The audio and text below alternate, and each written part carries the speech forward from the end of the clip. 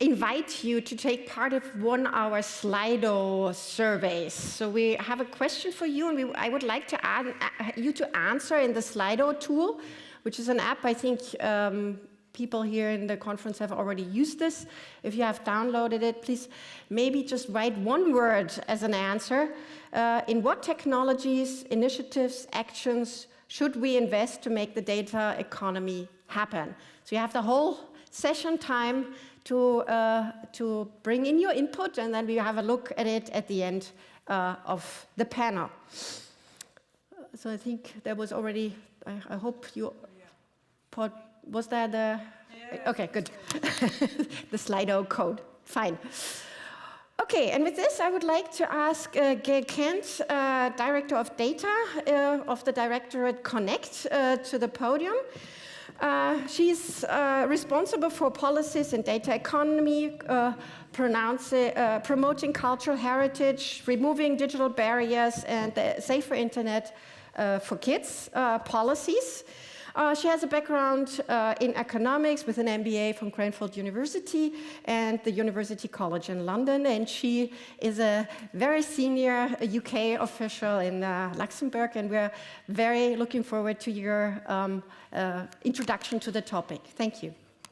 Thank you very much. So, I'm going to start by talking a little bit about the data package. So I apologize to some of you who've heard us talk about it before, but I think it's worth just going over it again.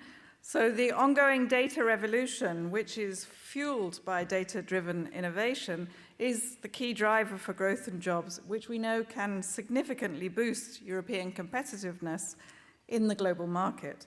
And the Commission is determined to enhance Europe's position worldwide with regard to the development of a data economy. For this reason, in April, we developed and adopted a crucial initiative, the data package, which included the communication on artificial intelligence, about which you've been hearing today as well. And this package is essential in developing a thriving data economy in the EU and in supporting the European AI strategy. Our vision is that we need to put in place the right framework conditions at EU level so that data is accessible and reusable across borders for and by different types of organizations, public, private, research, and also by different economic sectors. Over the last decade or so, it has become clear that the ability to combine public data, research data, and business data is of crucial importance in terms of innovation and also in developing effective responses to societal and environmental challenges. The 2018 data package includes 3 different types of measures. The first is to improve the availability and reusability of data held by the public sector. The Commission adopted a proposal for a revision of the relevant legal instrument, the Public Sector Information Directive. We're in the process of negotiating this at the moment with the Council and the Parliament. The first trilogue is next week. We also aim to start discussions in this revision to open a pool of high-value data sets at zero or very little cost across the EU. Secondly, the package includes a mixture of soft and hard law instruments to improve the availability of data generated in the context of publicly funded research. As part of the package, the 2012 recommendation on member states on access to and preservation of scientific information has been revised to enhance access to and reuse of publicly funded research data. So in this context, it's important to mention that there was the official launch of the European Open Science Cloud, the EOSC, which took place in Vienna here on the 23rd of November, so a week ago. In that event, the EOSC portal was also launched. It will allow millions of researchers and science professionals to store, manage, analyze, and reuse vast amounts of research data in a trusted environment. Services such as data archiving, educational and training material, and a range of data processing options are already available through the portal, and in future, it will also comprise high-level functionalities and scientific data and data analysis services, and hopefully also including commercial services. The portal provides data-related services and tools and therefore nicely complements our other open data initiatives, such as the European Data Portal. The EOSC will be made more inclusive and its user base will be widened to the public and private sector. Synergies with the European Data Portal, which has just celebrated its 3rd birthday, will help to unlock the potential of the data economy. Finally, the data package aims to foster data trading amongst companies on the basis of contractual agreements. The Commission has published principles for fair contractual practices on data sharing, both for business to business and business to government situations, in particular when contracting on the use of data coming from connected objects, IoT objects. Additionally, we published a guidance document with some core elements that companies should bear in mind when considering sharing part of their data with other companies and the public sector. The guidance will be developed with the help of a support center for data sharing, which will become operational in the first half of 2019. For data sharing in a business-to-government situation, we have just started discussions last week with experts from business and public administrations in a high-level expert group. One use case is the improvement of official statistics through analysis of mobile phone movement patterns or supermarket checkout data. But data sharing will also require strong practical measures, providing tangible tools and platforms for sharing. To this end, the Commission has already started to support the practical work to set up data platforms for closed, i.e. not open, data. The current Horizon 2020 work programme foresees 2 waves of funding with a total of €61 million for projects to set up, populate, and operate such data platforms. There will be 2 types of platforms. Firstly, personal data platforms for trusted and secure sharing of personal data in full compliance of GDPR and other prevailing legislation, and empowering the data subjects, giving them control of the use of their data. The second is the industrial data platforms for trusted and secure trading and sharing of proprietary, industrial, and commercial data. This type of data has not been widely traded to date due to issues of trust, interoperability, and technical challenges. These data platforms are expected to demonstrate the power of the free exchange and trade of data assets in a number of domains. The work on data sharing platforms will be scaled up and rolled out further in the Digital Europe programme with a special focus on data for artificial intelligence.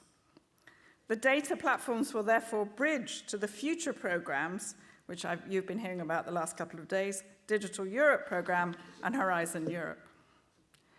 The Digital Europe programme will boost the creation of a common European data space, aggregating public information across Europe and becoming a data source for AI applications.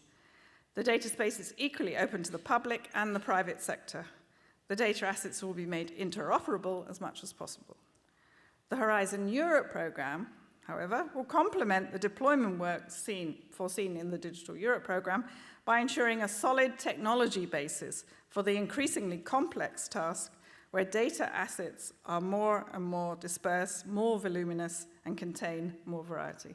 So for those of you who are researchers, we look forward to receiving your proposals. Thank you very much for your attention. Thank you, Gail. Please have a seat. And so you now opened the call, so to say, for all these different aspects. And we're here today to have 6 other panelists to discuss these opportunities. And let me ask to the stage first Paul Rübig. He's member of European Parliament from Austria. Please come up. He's actively involved in the single market activities of the Commission and actively involved in the World Trade Organization. Also, which might be specifically interesting for our talk here today, is that he's a vice chair of the delegation for the relations with Korea. And so this matches to our nuclear treaty instrument aspects. Paul, we decided we first have all a seat, and then we have individual statements. Please wherever you want. This is up to you. Okay. A second, I would like to ask to the stage Jean-François Abramatic. Sorry, my French isn't that great. He's from INRIA in France. His background is computer science, and he's very active also in the open science arena. He's an emeritus research director at INRIA, and I think he has quite a lot of background with standards, with the W3C consortium. Has been a director of IBM and building up startups such as iLock. Thank you very much for coming.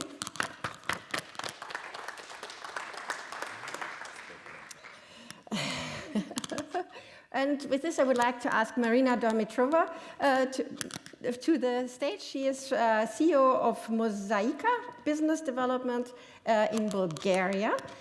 And yes, please welcome her.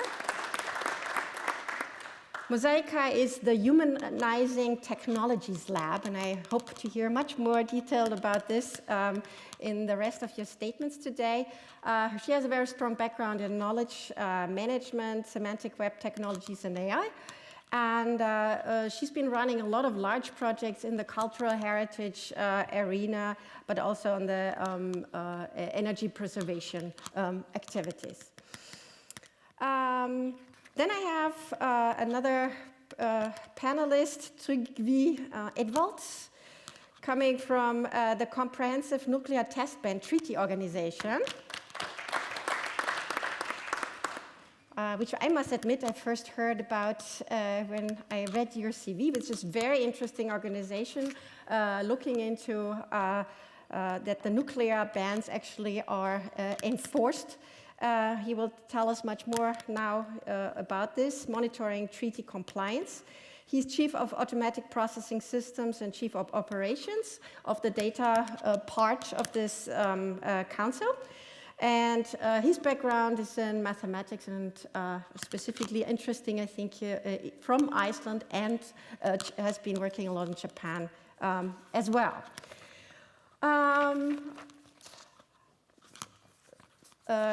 We have Thomas Hahn, Chief Software Expert from Siemens AG, here today with us.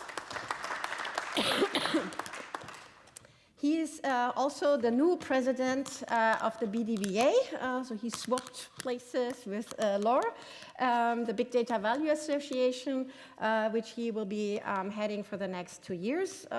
Strong background in computer science, and he's head of the business analytics and monitoring technologies field has been for a long time. And so we're very happy to have you here.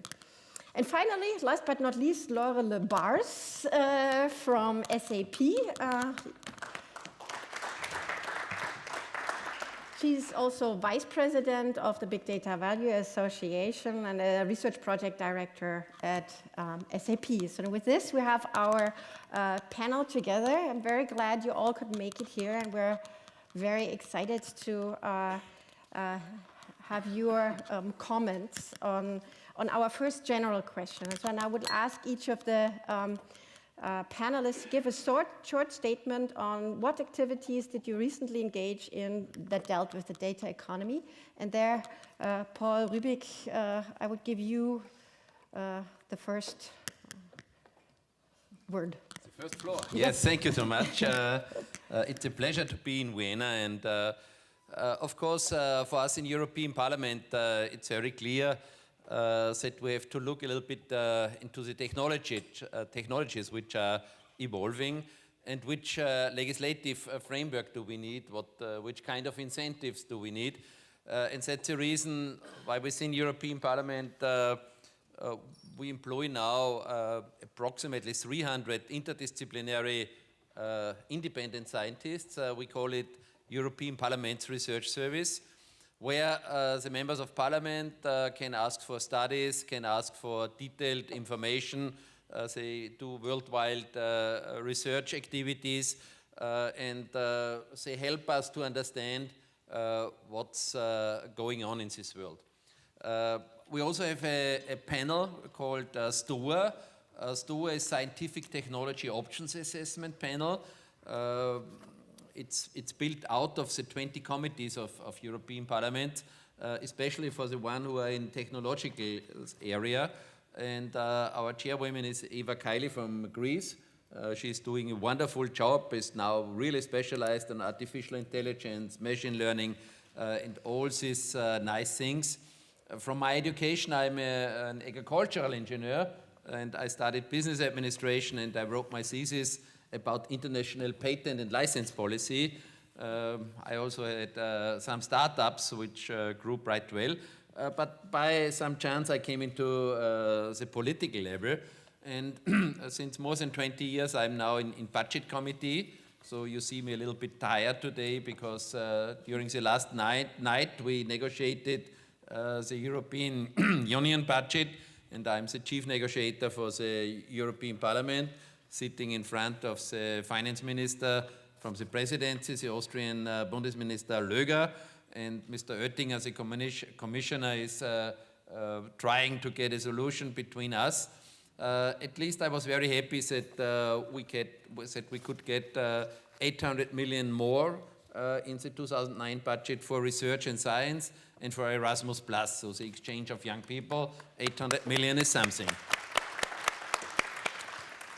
And on the other hand, we are in ITRE committee, we are responsible for industrial policy, for energy, for the internet, and I think for research and science. We do the legislation in the content, and I'm also in the budget committee where I take care on the budget, so to say it's the CFO of the European budget. And I think it's clear that we are now debating on the next 7 years. And in the next 7 years, of course, we have the priorities on the Horizon Europe. It's a program where Pascal Lamy, he was one of the expert groups to define the framework for the next 7 years research framework program, former commissioner and director general of the WTO. He told us that the best would be to double the budget if we want to have the best GNI progress and the best growth of jobs. You know, politicians are very pragmatic. So up till now we had approximately 80 billion. So he would ask for 160 billion. So European Parliament made a red line for 120 billion euro. Hopefully we get it. I think it's quite important to see that Europe, if we want to survive in global competition, we have to do much more in these activities. So within STOA, we are concentrating on 5 different levels. One level is global mobility.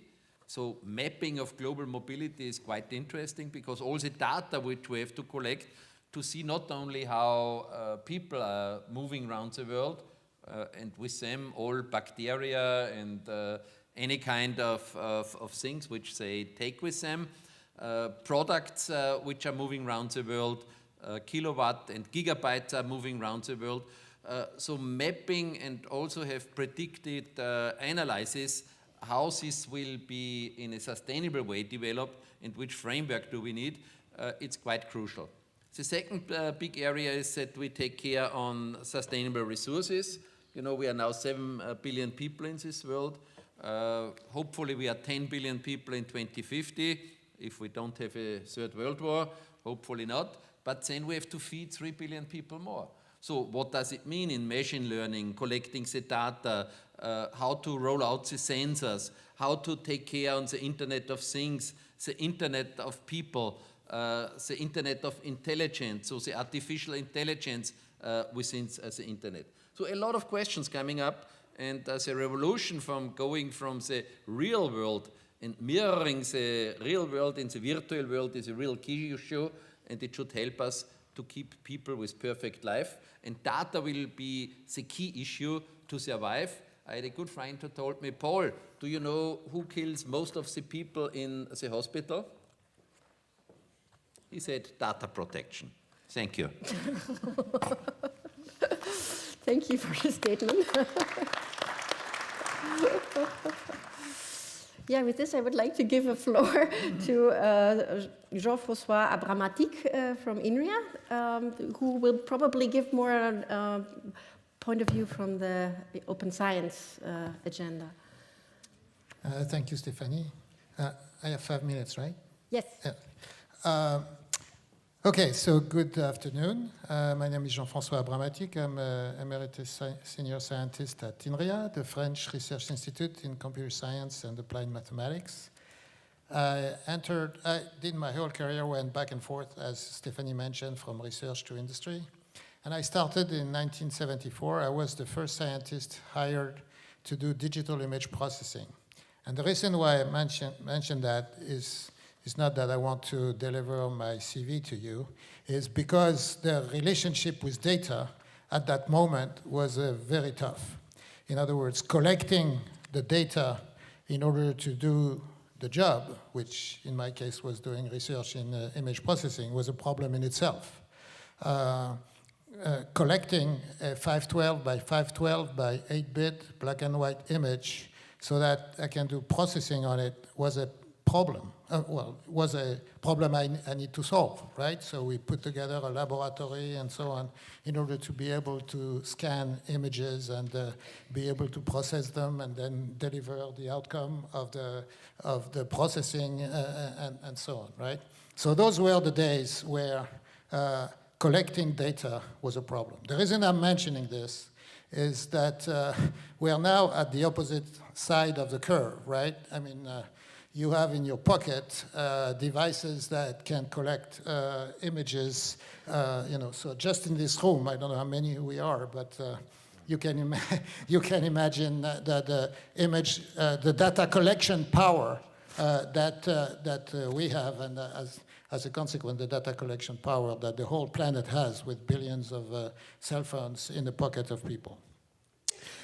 So we've moved from a world where, in the case of image, the images were scarce in the 70s to a moment where images are overwhelming, right? I mean, we have too many images. And although we'll talk more about EOSC later, but I think that's the reason why I wanted to make this introduction, is that it carries the message that now we are in a situation where we don't need to do even more work, although there are large equipments, of course, astronomy, high energy physics, or we'll talk about geophysics and so on, where you need serious equipment to collect data, and that is still the case. But we have an overwhelming set of data in front of us, and therefore, and this is one of the purpose of EOSC, curation, organization, structuring the way the data are made available, computing on the data and producing even more data as an outcome of the computing that one has done. All of that has created this complexity, this very rich data sets, of course, but creates the complexity that we need to address, and EOSC is one answer to managing that complexity. Just two more few words on me. Stephanie mentioned that I was the chair of the World Wide Web Consortium. That was in the end of the 90s. So I learned the hard way, because there was, so those who were in the business at the moment can remember the energy, the enthusiasm, the efforts, the competition that was running around the emergence of the web. So I learned from that experience the management of collective efforts, which again can be lessons that can be applied to the development of EOSC. And finally, one more engagement that I have at the moment is in the Software Heritage Project, which is a project whose goal it is to collect, preserve, and make available all software source code that has ever been made available publicly on the planet. This project has been launched in 2015, and the reason I want to highlight it is when we talk about data, very often we focus on what those data are, geophysical data, meteorological data, and so forth. We should never forget that in order to do something with those data, we need software. And to my taste, when I am in those type of events, conferences, when I read documents, I don't see the word software enough compared to the importance that it has. So that will be it for my introduction. Thank you very much.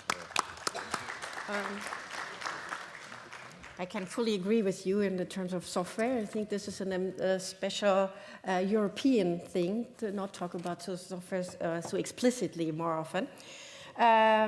But I would like to hand over to Mariana Damova. She has a background, a lot of background in software. Please give us your statement. Hello. Thank you to the organizers for inviting me to take part in this panel discussion. My background is largely speaking in knowledge management, I'm currently, and I have participated in many knowledge management projects with cutting-edge, building cutting-edge technologies. But currently, I'm the CEO of Mosaica, the Humanizing Technologies Lab, that I would like to introduce and as an example of a data company for the data economy. At Mosaica, we are... Which one? Okay. Thank you. At Mosaica, we are trying to leverage data science with natural interfaces to provide solutions tailored to human behavior, attitudes, and comprehension. We build information infrastructures in different verticals with different applications and sell data as a service package into end-to-end experience. Our solutions are designed to solve specific human problems, mostly related to work efficiency, in the improved work conditions or societal challenges, and are based on data, linked data technologies, and the full data value chain. Our solutions organically grow in the complexity of the solutions we provide. The verticals that we have covered so far are human resources management, business information delivery, cultural heritage, and water management through Earth observation.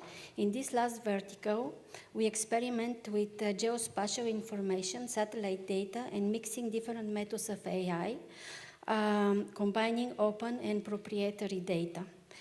We are using various data providers for our solutions and know firsthand how important is the quality of the data and their stable accessibility. While building innovative solutions through research and development ourselves, we are striving to collaborate with academia and big public and private organizations that count among our clients and partners. Recent statistics show that there are 1,274 big data analytics companies out of about 300,000 data companies in Europe. And we would like to think that companies like ours that are human needs centric and manage to acquire new adepts of data-driven solutions are valuable building blocks of the data economy. And what I would like to bring to this discussion today is the importance of seamless data sharing across sectors that preserves the right of privacy or confidentiality of the data owner and at the same time allows this data to be considered and used in data-driven solutions for the benefit of the data owners, but also for the benefit of the society and of the citizens. This can be obtained by applying data representation standards and building dedicated data platforms such as the European Open Data Science Cloud, the industrial data platforms, and the common European data space. But when the data usage and AI come at stake in this seamless data sharing, it will be good that we provide with rules, regulations pertaining to transparency, shared value creation, but also with technologies that certify the authenticity of the data, their quality, and also selectively handle proprietary data on their original sites as already practiced by the financial institutions. Thank you. So, Mariana, you just mentioned Earth observation data, and I think this leads us directly to Drugui, who is looking at a lot of data around the world in order to ensure the nuclear test ban. Please. Yeah, thank you. Just a second, we just addressing the data economy, recent activities. Yes. Well, I want to defer the discussion of the organization until later, but we are a highly technical organization that collects information from globally from around the world, geophysical data. We do not collect any personal data, and we do this for a very specific mandated internal purpose, which is to detect nuclear explosions or nuclear tests. Interactions with outside parties, public or otherwise, is regulated by our governing bodies, basically the states signatories or the member states. So we are not able to freely give out the data, your data basically, which we have collected on your behalf to researchers, but through the state signatories or their representatives. For instance, we have had for several years now cooperation with UNICEF to feed data to tsunami warning centers. This is something that took 2.5 years to set up, but is working now nicely. So we contribute to tsunami warning, which, while not contributing directly to any data economy as such, we are not providing any sales or anything like that, but at least we can say we are enabling this to, at least an enabler. Additional work that comes from us that might be of public interest is recent cooperative experiments in infrasounds on volcanology, monitoring volcanic eruptions and what could happen.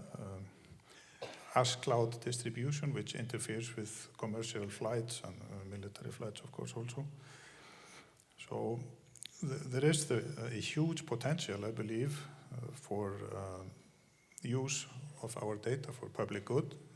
And, but as I said already, more in the domain of avoiding catastrophic costs than actually contributing something that you could use for commerce, even though probably you could monetize this as much as anything can be monetized nowadays. Now, I should not forget the primary purpose of our organization, the working towards elimination of nuclear weapons, which at least should be seen as an enabler for healthy commerce and public good in general, if nothing else. I think that's all I want. I will say a few words about the organization in a separate session. No, you still have time if you want. No, that's okay. No? Okay. Thank you very much. So now let's come to the manufacturing side of things. Thomas Hahn, can you explain also maybe a little bit the Big Data Value Association, which you're also representing? I will do my best. Okay, I have some slides which hopefully are coming up now. But nevertheless, Thomas Hahn from Siemens. I will not speak about Siemens in detail. I'll speak a little bit later, about what are the needs and the requirements for manufacturing industry with respect to data-driven AI. But you asked me at the beginning regarding Big Data Value Association. So, you know, Laura and myself and other directors, Anna, have seen here in the room as our Director General heading the Big Data Value Association. Let's say really a hub for data-driven AI in Europe. So we just changed our position so to get from the SAP perspective more the Siemens perspective, or from the IT perspective more the automation perspective into organizations. This was a main topic why we're doing. In Siemens, I'm taking care as a so-called chief expert software, so some kind of fellow supporting board members regarding IoT aspect or Industry 4.0 aspects. And that's my task. And externally, beside the BDVA, let's say, role, I'm involved in the Industry 4.0. So we have this, the platform Industry 4.0 Austria launched last week at the Hanover Fair in cooperation. I'm in a standardization body, OPC Foundation, taking care about IoT standards, and have a lot of relation with, let's say, industry association, really to roll out somehow to the SMEs, to the companies, to the different industry sectors, the potential from data, AI, and also the potential for new business models, because at the end, this will count. That's nevertheless, in a nutshell, what I am doing. Let's say, as promised, 3 slides about what, let's say, in manufacturing industry is driving us. When you're looking at manufacturing industry, and you have always to reflect when you're speaking about AI, about learning systems, about deep learning. Then I have tried here to have on one slide, let's say, the major challenges in manufacturing, besides the installed base, the availability, the real-time aspects. When you're looking to the middle safety issue besides security, and you're speaking about when you're a system which is, let's say, have to fulfill safety regulations, and you have to look when you have some kind of learning system which is changing over the time. And I have also here on the left side a little bit written down that there's a long time where the systems are running, how this can fit, especially in the regulated industry with safety regulation. Then, of course, data, it's a must. Data handling is a must to improve, let's say, all the systems, the processes, the products, the solutions. And of course, here coming up also the traceability, predictability, what is needed. And last but not least, we have the challenges on the right side, which are roughly somehow summarize what I think generally known, what is needed. Yes, where you calculate the data is a little bit depending, and I have mentioned before, let's say, the real-time aspect, what is needed. Do you have a low latency? You have to react very fast.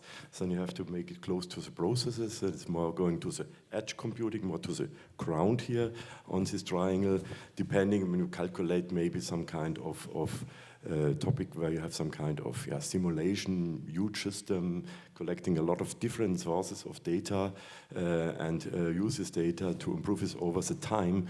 The production, maybe you use it in a cloud environment, meaning where we calculate the data is a little bit depending what are the needs from the industry. And to make it a little bit more practical, here I have done, let's say, roughly shown here in a nutshell, let's say, really very abstract, different sources of data. You have on the right side the knowledge about, in this case, a motor, where we have simulation data, where we simulate this, maybe in an HPC environment. What are the characteristics of the motors? And on the left side, maybe you have a sensor which you collect from the installed motor, some actual data. You combine this, maybe a temperature from the environment. Don't ask me how long the motor is running, what are the needs. And in the middle, you have the analytics part, really to look what AI can put with the different sources of data to do at the end, let's say, some kind of value for our customer, because big data value association is not about data, it's about where to get value out of the data. And meaning in our environment, speed, flexibility, efficiency, time to market, enhancement of quality, let's say the basic factor which at the end driving us. This, let's say, in a nutshell, and a very quick overview about what is driving us, and looking forward to a nice discussion later. Perfect, thank you very much. And finally, Laure, Vice President of BDVA and Research Project Director at SAP. So can you give us an insight in the activities which you've lately been doing? So I will talk more about SAP in general and the customers of SAP, because SAP doesn't own any data. I mean, this is really our customers. And I will not repeat some of those stuff. I would like more to complement. So all those new technologies, so we talk about AI, machine learning, the Internet of everything, blockchain, cloud, all those big data technologies and platforms that we have. So they will transform all those value chain, and they will help us to enable to new business models and processes. And why now? All those technologies are available and are viable, and the return on investment is attractive. So this is important. So we all know that this data exploitation of those data will bring a big potential to enterprises, and I would say all organizations in general, so I include governments or any public bodies as well. Of course, we need transparencies. We need, no more of those black box or silos. The data should be integrated and enrich the analysis. We need the capacity to predict. We need agility, etc. So the successful organization are in this bath of networks of data flows. And AI is helping to learn and improve continuously. Those successful enterprise use this the data asset and data flow, the process and analyze in real time, and so those companies can offer new experience to its customers, and all this automatically, of course. So SAP tried to leverage all those technologies to solve business problems and across different industries and regions, obviously. So of course we need this digital platform, we need this data management, the cloud, we need all kind of technologies, so AI, machine learning, IoT, analytics, you name it. We need also, this is what we provide, different type of software, so different suites, so it's customer experience, it's manufacturing or supply chain, everything related to people management, etc. So some examples, so automating all the invoice matching, this is really boring. But if we do this automatically, first we get more money because we get the customer get the money back, but we free some time for the employee to go on more interesting and more valuable work. So that's important. Of course, also different, anticipate and proactively respond to any customer needs. To create personalized and unique customer experience with AI, chatbots, voice technologies. So we have this example of Palladium Hotels who are using it to enrich a customer, and of course the more data they get, the more value they bring. So anticipate the needs and deliver the best-in-class customer service. It's important as well. And of course, all this is inventing new business model and revenue streams. Monetize the data-driven capabilities, apply these core business competencies to innovative ways. So this is what we try to achieve, and that's the way we try to help the customer. So this is B2B, this is B2C, this all kind of aspect, and Thomas gave some example in manufacturing, but in all different domains, all different type of processes, this is definitely important. And a lot of it is happening today. Thank you, Laura. Okay, so now after we had these more like unidirectional statements, let's now get more into a discussion modus. Please don't forget you have the opportunity through Slido to enter your questions into the discussion, which we will, after a few discussions here on stage, we will start to answer in a bit. Maybe one first question. So now we heard all these great perspectives on data, and you presented to us these policies and the new funding lines. So how can the EU now translate all these investments in really into impact in the EU? So I already mentioned in my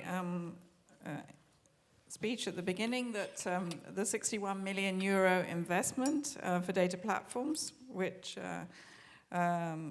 is basically 13 million euros from this year, but 48 million euros for next year, And this was to set up these trial data platforms. Over the whole Horizon 2020 program, the total investment for big data will have been 500 million euros, so it's quite substantial. And more broadly, in the context of the AI strategy, the Commission intends to invest 1.5 billion euro over the next 3 years, so this is still within the current financial framework.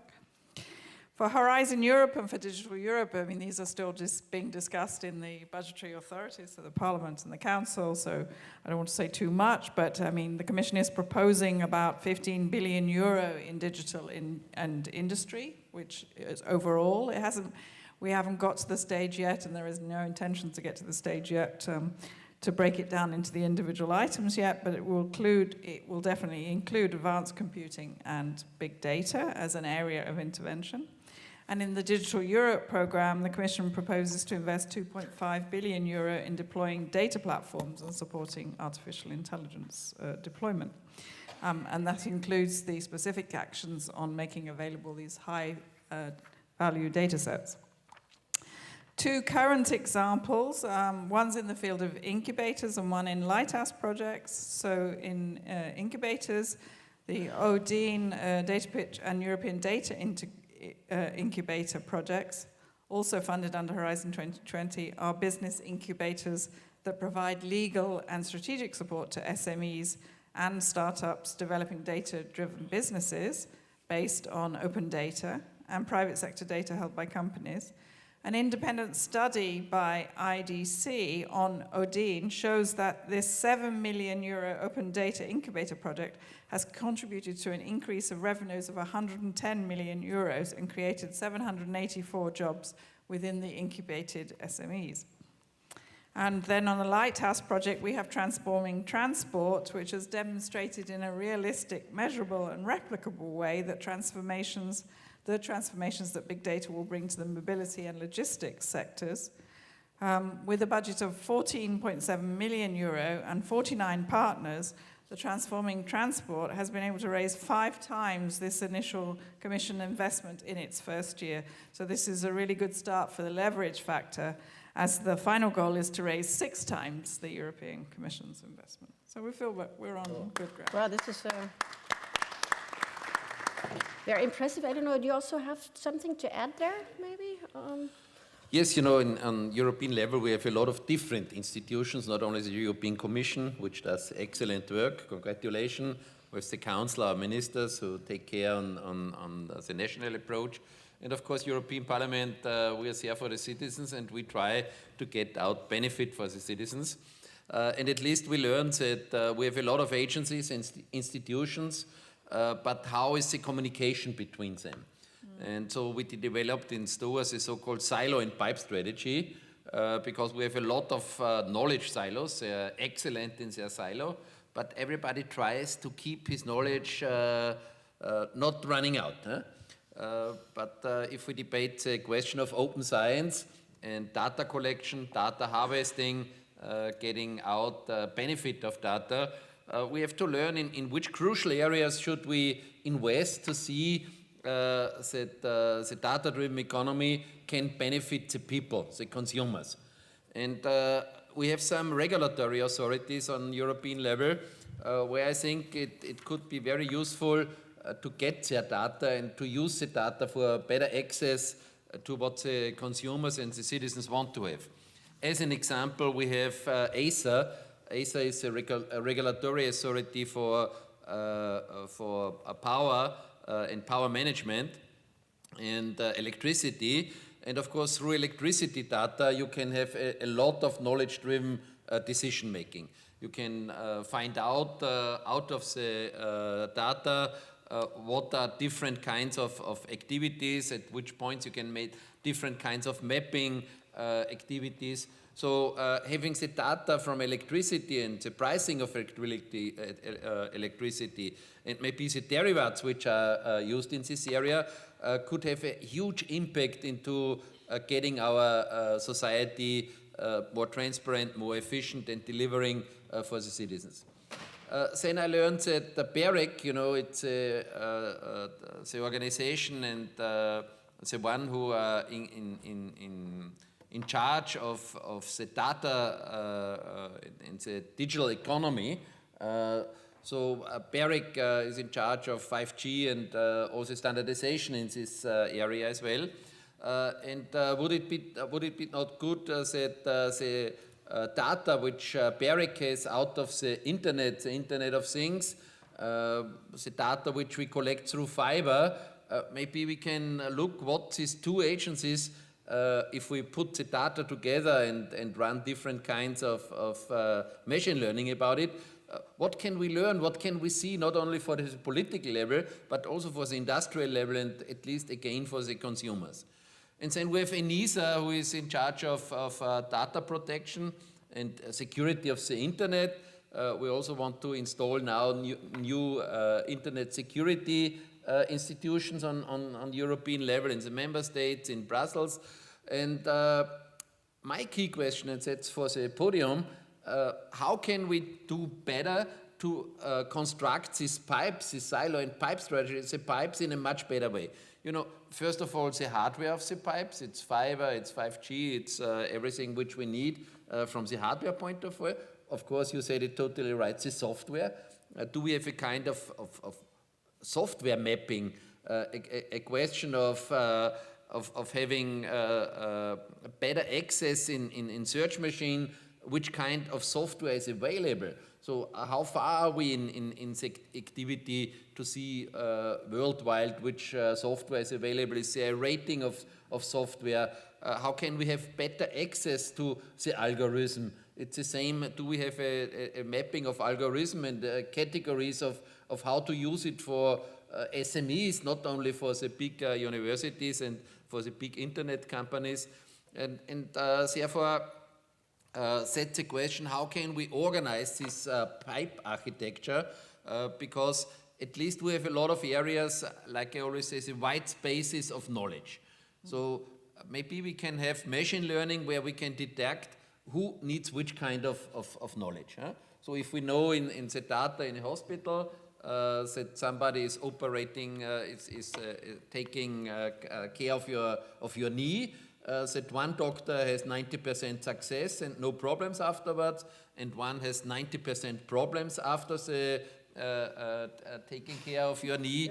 So maybe machine learning can bring together the doctors and they can learn from each other how to do better. Just for an example, or if you get a medicine, how does it work with a 20-year-old girl or a 90-old man?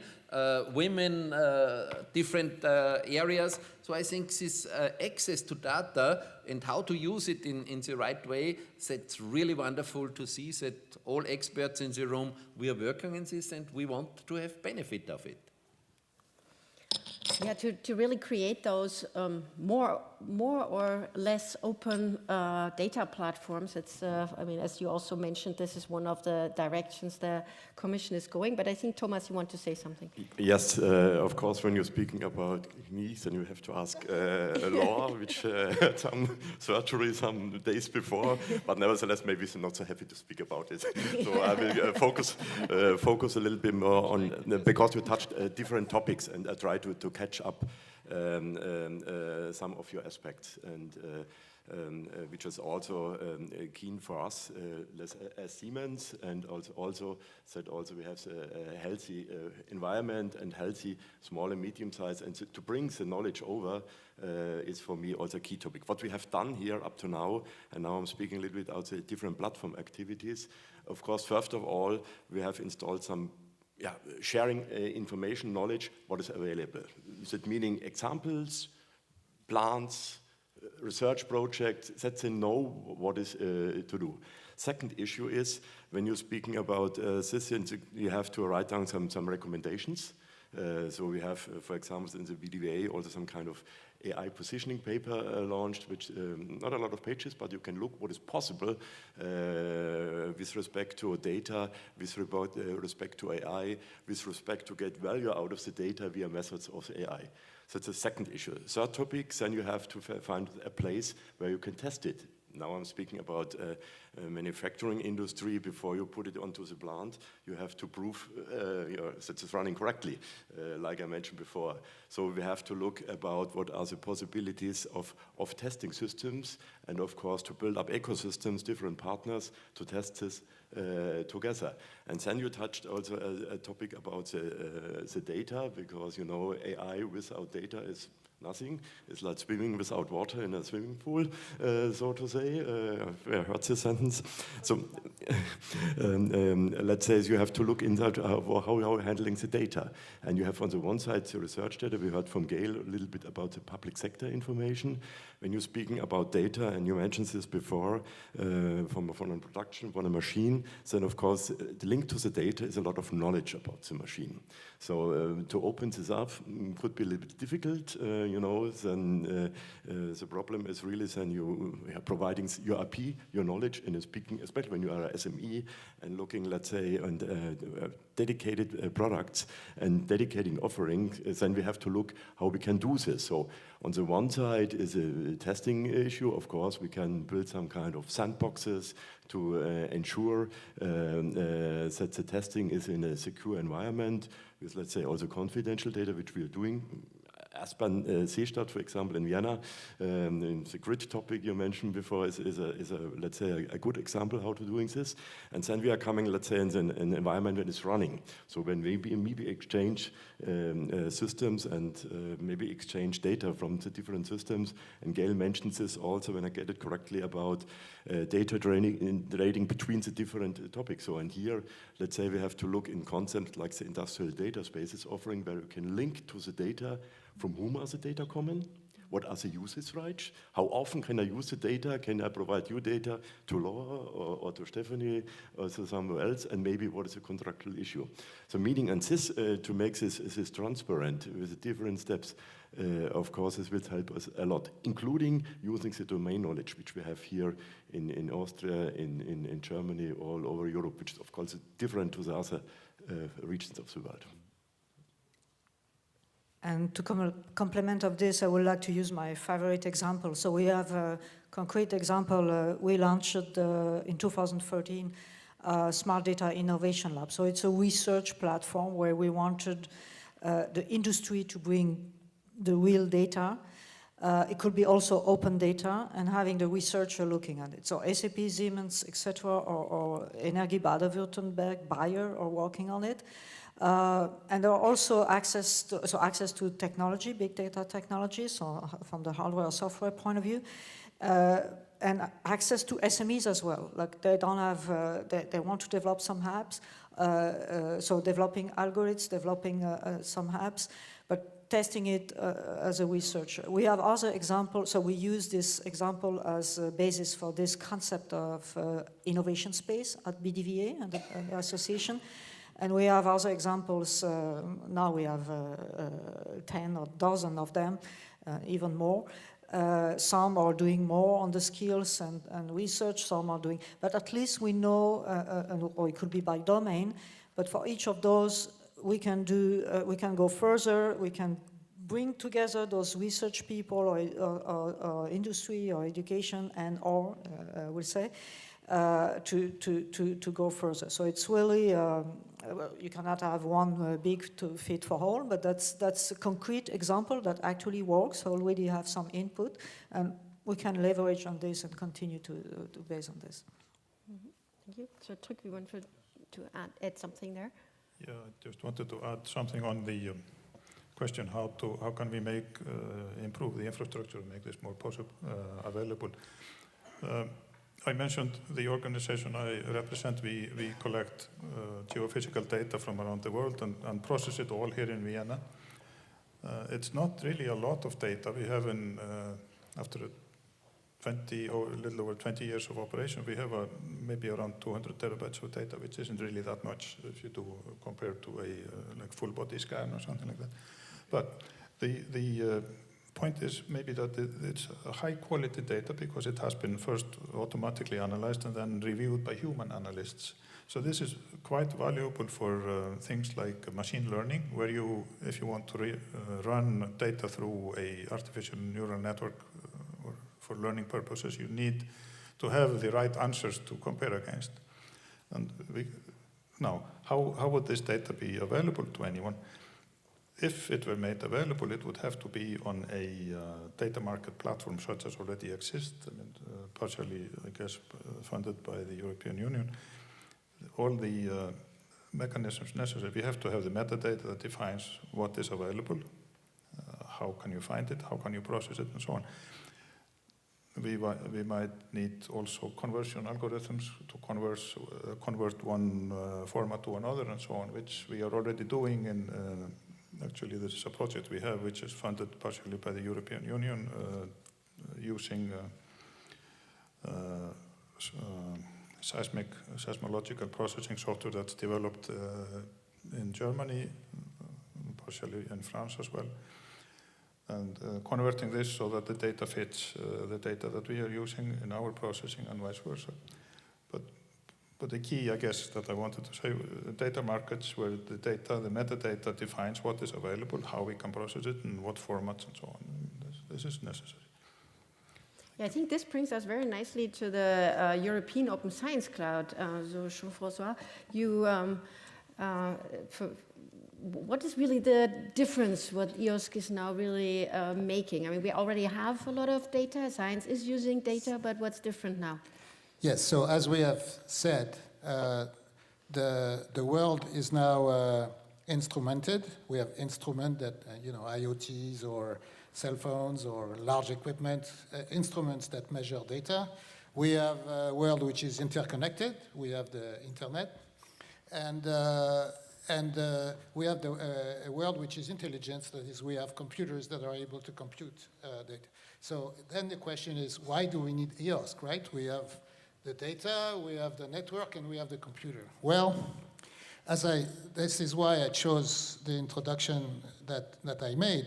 The problem is we have lots of data, and as Trygve just mentioned, you need serious work to make the initial data that the instrument has measured into data that are usable in the case of the test band. I mean, there are analysts that are working and making. So this is, you can call it curation of the data, starting from raw data and producing something which is usable and would be efficient for a researcher to use.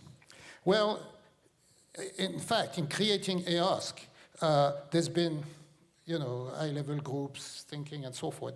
And this can be, to some extent, summarized with an acronym which stands by FAIR, F-A-I-R. So it's not the word, it's an acronym. F is for findable, A is for accessible, I is for interoperable, and R is for reusable. Okay, so findable is, you think about this young PhD student who is in agronomy, who needs a satellite imagery that show the area where some processing has been made in the field, and then he wants to see the pictures. How can he find the images that correspond to the area that he's working on? So that's, if you just give him access to all the satellite images that have been produced by whichever organization, that's not findable. So somebody has to make the work to organize those images in such a way that you can find a given area on the planet at a given time and so on, findable.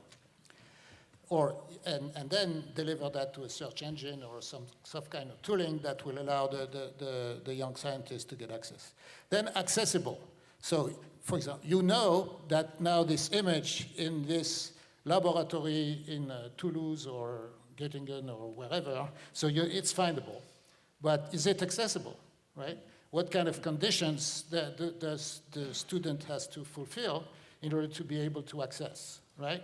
So does he need, rights to access to a database or whatever? So accessible.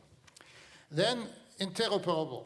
So let's say he wants to study the evolution of the field over many years.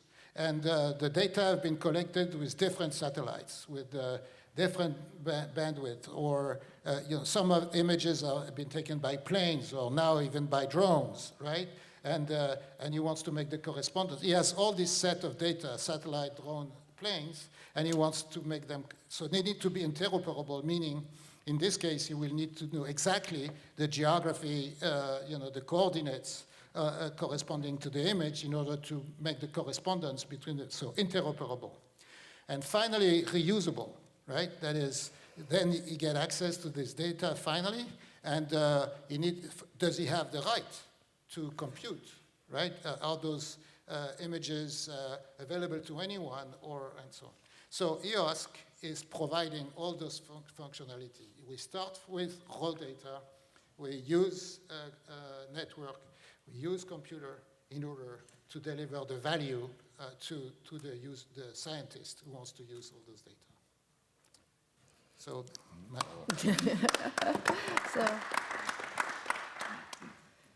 yeah, this FAIR sounds really like an easy acronym, but it's a very difficult task to... in a few minutes, this is hours of work by people in order to deliver the value, right? Right, yeah. So this the last thing I wanted to say is once he has done his work, this young scientist, he has computed and, for example, he has make the correspondence between various images which were next to each other. So there was a need for computation in order to make the correspondence. In EOSC, he will be able to input the outcome of his own work into EOSC so that the next scientist who needs access to the same data doesn't have to do the work again. Right. So that's a very important point also in the role that EOSC plays.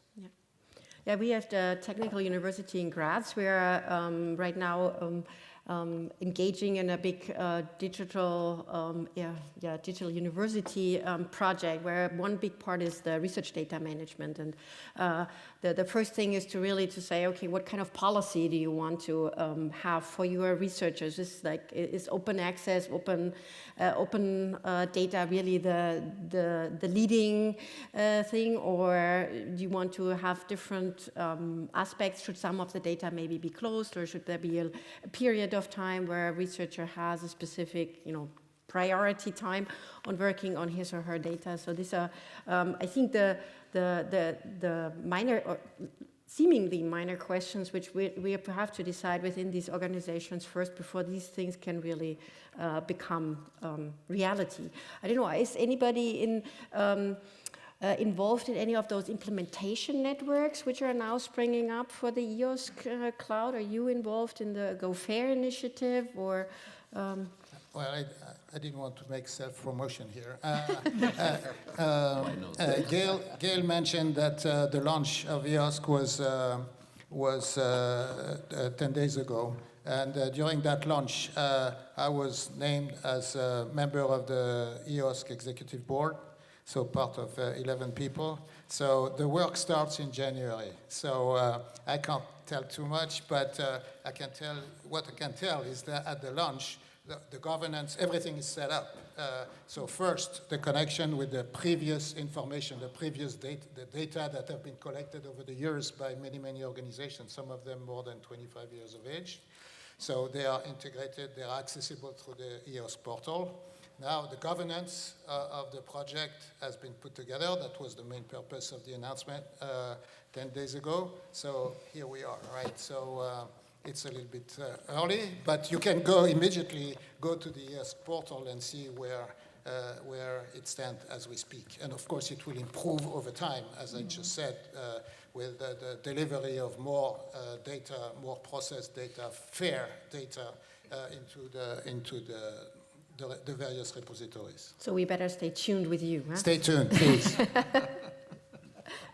Please. Yes, some weeks ago I was in Beijing at the Ministry of Science, and we had a long debate with the top people of artificial intelligence.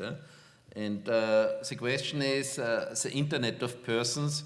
So how can we guarantee our identity in the virtual room? And that's a really very interesting question, because at least you can have all the data from a certain person. Also at Facebook, they've shown the avatar of Paul Rubig. So my person in the virtual room. Of course, they have my fingerprint, they have my iris scan, they have my head scan, they have my voice, they have an algorithm where with my voice another person can speak. So how close could we come to the identity? And in this artificial intelligence, there was also the debate on there is now a software with machine learning where you say 5 sentences, and then through machine learning with millions of people, which they got the analytical tools to get more knowledge out of the 5 sentences. Of course, they have shown to us, you speak into a microphone, 5 sentences, then they tell you the sex, the man or women, they can tell you how old you are, they can tell you your health problems, maybe you have not the full lung volume, the blood pressure, the pulse, they make an analytical profile from you, it's an aggressive person, it's a nice person. So I think there are 12 different categories, and at least they could draw a picture only of the voice, how this person looks like. And it was fantastic how close they came to how the people are looking like. And then we had another experiment from Huawei, where they had a 50 megapixel camera, and they have shown us using it on a marathon.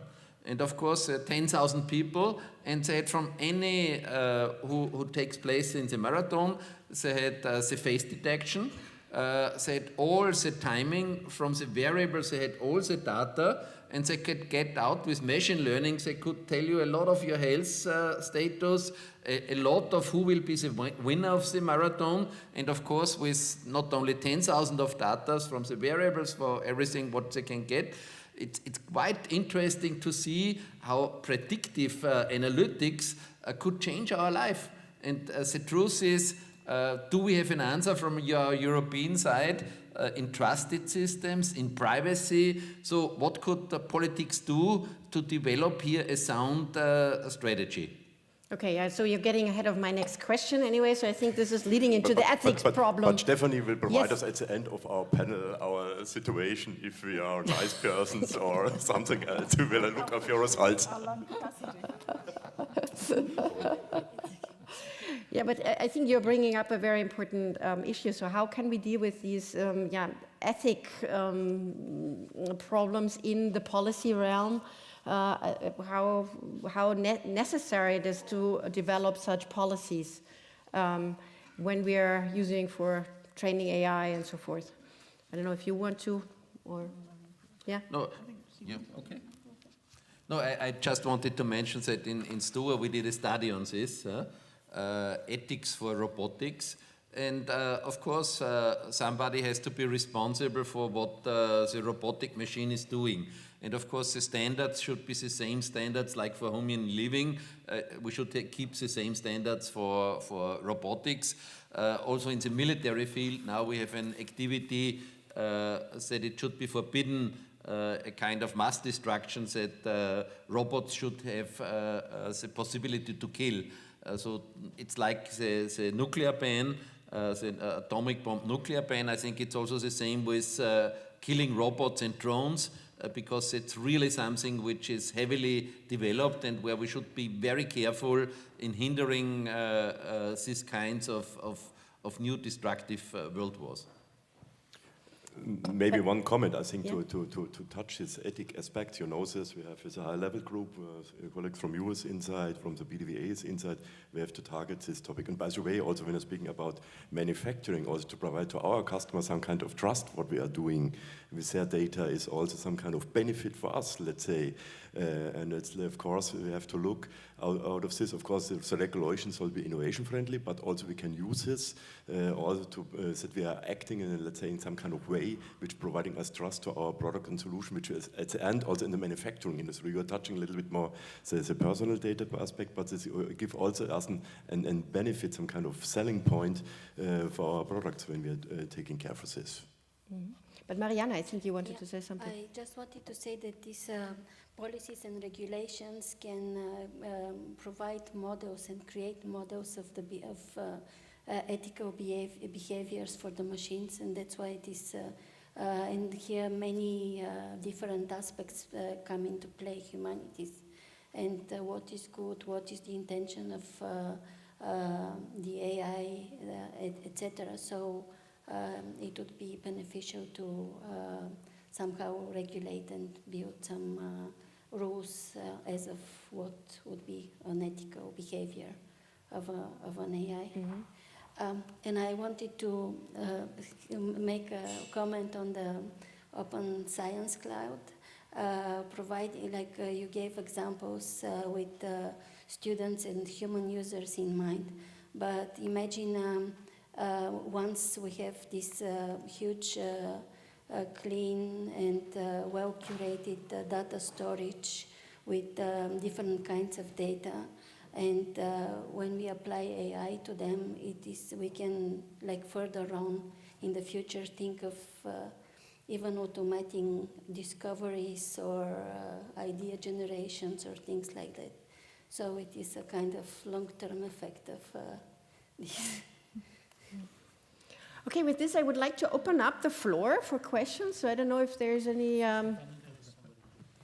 Oh, sorry. Yeah, didn't see that. I am Tibor Tóth, former head of the organization Trigvi is representing now. And I would like to pick up on the point of Mr. Rübig.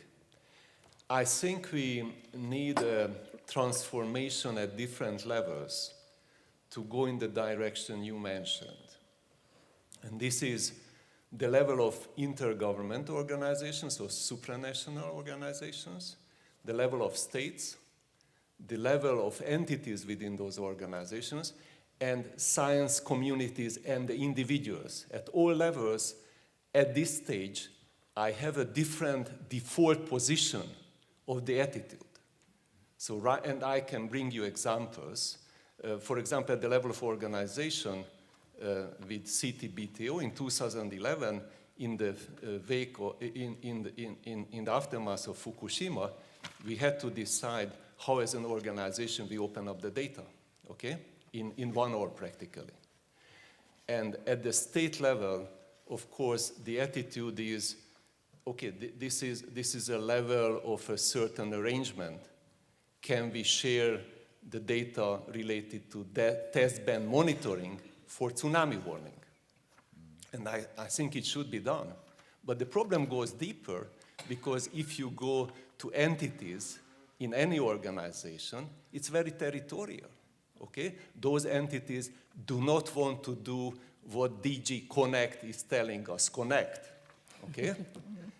So this horizontal pipeline, it's very difficult. I know as a former head, it's very difficult to force people, or right now in JRC, Joint Research Center, there is a very nice effort to pull together 100 databases which are residing in 5 countries or in 6 entities of the JRC. And there are 400 databases for the whole EU, which we have to be connected. And at the level of the individuals, they are sitting in a territorial way.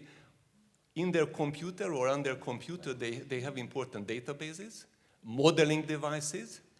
And you said the biggest killer is in hospitals, the data protection. At all these levels, the biggest killer for the society is data protection because of the unused potential. So I think we need a total new paradigm, and I don't think we can blame just the level of organization or the state. We have to go to different levels. Well, one question from our audience, which relates directly to what you just said, is, so what do you think if the GDPR is an obstacle for the data economy, or how it affects the European data economy? Do you have an opinion about this? I think it's an opportunity, definitely, because it looks more complicated at the beginning. It's looks like an additional hassle that we have to take care of. But I mean, building an AI on this, taking this into account from the beginning, it's bringing more value, etc., and more powerful, instead of doing a quick AI and then you have to correct, etc.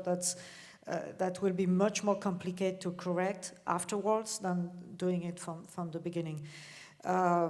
So we really have to look at it as an opportunity, and that's definitely an asset, because we cannot go around anyway. So it's better to do it by design from the beginning. But I think it just directly conflicts with what you just said, right? So you were saying that you, no? Or did I misunderstand you? What I try to say right now, the default position at all levels is the wrong position.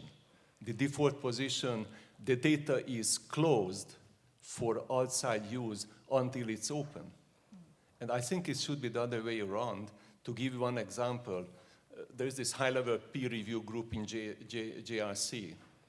And what we are discussing, how to use those knowledge products residing in a gold mine in those entities of the EU. And out of the 28 countries, probably there are 20 countries who cannot afford the width and the depth and the density of research JRC is doing. So anything opened up for them is like polished diamond, not just the rough diamond. But there is a problem to go those products, not just to entities within the same with JRC or the Commission or within the Parliament, but to bring it to universities, to research institutions, or the combination of two, and SMEs. Okay? And it would be free of charge. It doesn't require a lot of extra money. It needs a change of mindset. Yeah. And this is a big, big problem which wouldn't cost money, but we could do a miracle for education, for example. A miracle of education-based research. So I don't think the two things contradict each other. I mean, it's very interesting what you say about the JRC, and we have this kind of knowledge management network in the European Commission. And in fact, the biggest hindrance to sharing information within the Commission is not the systems or the metadata or anything, it's the people. So it's, as you say, it's entirely cultural, and I guess that's the same in any organization. The Commission, we like to think we're original, but we're probably as much the same as any other big organization. It's a cultural issue. And I think the thing is with GDPR that you know where you are, and it's a certain environment, and so there's perhaps even, I think the Americans are now starting to say, well, GDPR, it has a useful purpose because it sets the framework, and sometimes it's hard to do things without having set the framework. And the PSI directive, because we're on a recasting of the PSI directive, which has been around since, well, in its final thing, since 2003, and I think even before that, there has never been a breach of data protection law, in fact. So, there are a lot of things which are not personal data, of course. But in terms of GDPR, I mean, it's a highly legal question, and I'm not a lawyer, and so I feel a little bit uncomfortable about answering questions about GDPR. Yeah. I'm out of the legislative area, and GDPR, I think what we try to do is to develop principles of data ownership. Do I have the right to ask for my data, because if you look to your device, it's not really belonging to you.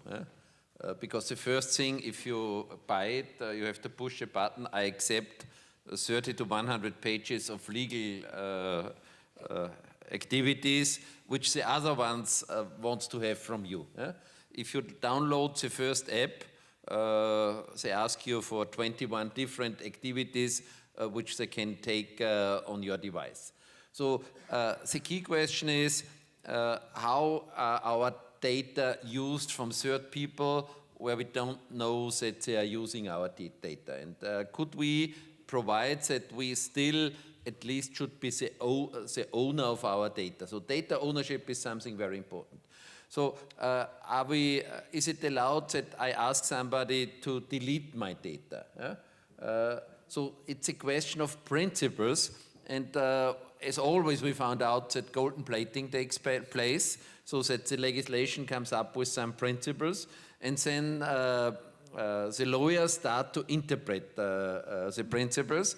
And of course, in 28 countries, hundreds of thousands of lawyers, up to the CEOs of the companies, 50% of the work is, are we compliant with GDPR? And then there are a lot of options around how we can get in compliance with GDPR. I think we also should do exactly the opposite. And I think the Austrian government did a very good thing, that they, first of all, said it's an education process. So we shouldn't start with giving penalties to the companies, also the people who are not doing it right. We should educate the people how to handle data in a proper way.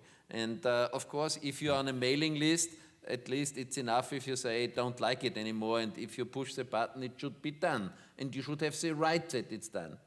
But a lot of this golden plating takes place up into the company structures, where lawyers think about how could you be safe, and the truth is you never will be safe. Okay, Thomas? Yeah, well, two comments from the question before. Let's say from GDPR, I'm smiling a little bit because the same question was discussed yesterday in Germany, in the Digital Summit in Germany, and the result was easy. GDPR set up the framework. We can discuss, is it good or bad? No discussion, just do it, because we have the framework, and I think do it and use it as an opportunity is let's say, what one of the results, because you can use this also as an opportunity for us. And you mentioned this before. Then there was a third question, don't ask me from whom it's coming, about we are speaking a lot of data. Yes, it's more important to get value out of the data or to provide services out of the data. Absolutely in alignment. Whoever asked his questions, that I was really keen to always to highlight that to get value out of the data is important thing. The data per se, also the algorithms per se, is, let's say, useless maybe, but nevertheless to combine it and to get value out to fulfill the needs, customer needs or productivity needs or something else, like I mentioned, that's an important topic, and to provide new business model on top of this, because this is, let's say, at the end, what will count. Well, I think this is a perfect statement for the end of this session. I take with me, this is that basically we are all hippopotamus, because we are all very territorial about our data. So I'm going to go to Uganda over Christmas, and that's why I looked into all these animals, which I'm going to see there, and hippopotamus are pronounced as the territorial animals there.